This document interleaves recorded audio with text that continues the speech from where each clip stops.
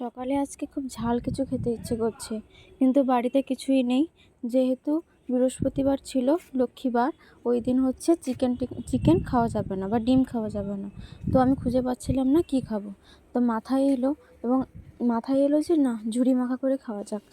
তাই পেঁয়াজ, লঙ্কা, টমেটো এগুলো ভালো করে কুচি কুচি করে কেটে ওগুলো এক বাটিতে করে নিয়ে, সাথে একটু লেবু দিয়ে, লেবু রসটা দিয়ে, আপনারা এটা বেশি কম করতে পারেন, দিয়ে ঝুড়ি দিয়ে কিছুটা তেল, মানে আচারের তেল, টক আচারের তেল এবং টক আচার দিয়ে ভালো করে মাখিয়ে নিতে হবে।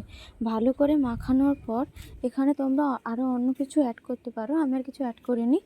এখানে তোমরা বিট লবণ অ্যাড করতে পারো, কিন্তু আমি এখানে সাধারণ নুন আর হচ্ছে জিরে গুঁড়ো অ্যাড করে আবার ভালো করে মাখিয়ে নিলাম। এবার ঝুড়ি মাখাটা খাওয়ার জন্য রেডি, এবং ইচ্ছেটাও পূরণ এবং ঝাল ঝালটা খাওয়া ও শান্তি হলো।